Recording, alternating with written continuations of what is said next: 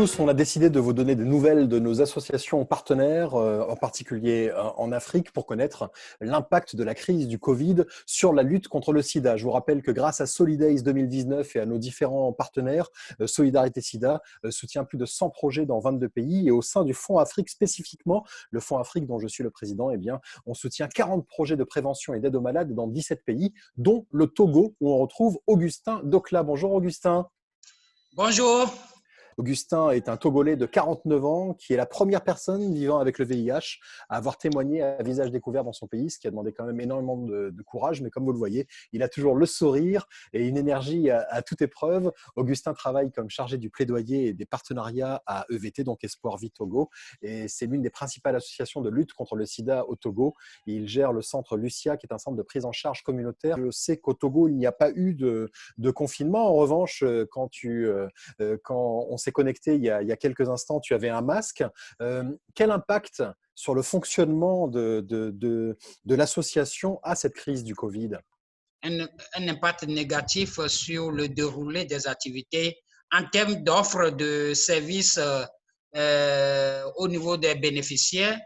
Nous avons mis en place les mesures barrières que le gouvernement recommandait, la réorganisation du service pour ne pas avoir beaucoup de gens sur le site de prise en charge des personnes vivant avec le VIH. La dispensation communautaire allait apporter les médicaments aux bénéficiaires qui ne peuvent pas parce qu'entre-temps, la ville a été bouclée ici et là. C'est ces dispositifs-là que nous avons essayé de mettre et l'information, l'éducation et la communication pour les bénéficiaires pour pouvoir adopter les mesures barrières contre ce COVID-19. Un impact sur l'accès aux soins, l'accès aux traitements, sur l'accompagnement des personnes cibles que vous suivez? Oui, malheureusement, ça a eu un impact. L'impact était d'abord la peur des personnes vivant avec le VIH, la peur de venir au centre de soins parce que on ne sait pas ce que c'est ce virus et les gens ont franchement peur. Certains refusent de venir aux soins. Il faudrait quand même faire de la communication, les informer, les appeler et pour pouvoir leur dire aussi rassurer ces personnes. Augustin, avec EVT, tu es venu plusieurs fois à Solidays, au village des associations, et puis en amont, bien sûr, puisque les associations viennent, une vingtaine d'associations sont présentes chaque année à Paris et au moment de Solidays pour travailler avec les équipes et pour échanger, pour faire du partage d'expériences. Un mot sur Solidays qui, malheureusement, cette année, tu le sais, n'aura pas lieu. Lorsque Solidays est annulé,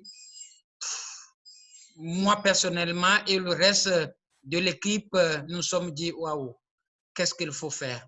Et ça a été un pincement parce que je connais personnellement Solidays. Solidays, c'est plus qu'un festival.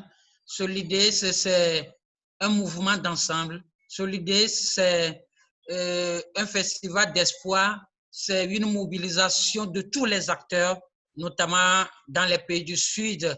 Et je vois ces formidables volontaires, ces formidables équipes de Solidays et vous aussi personnellement également qui participez activement à cela. J'ai ce pincement que cette année Solidays ne peut pas se tenir. Mais on se donne rendez-vous en 2021? Oui, mais entre-temps, nous allons faire nos actions de quelle manière?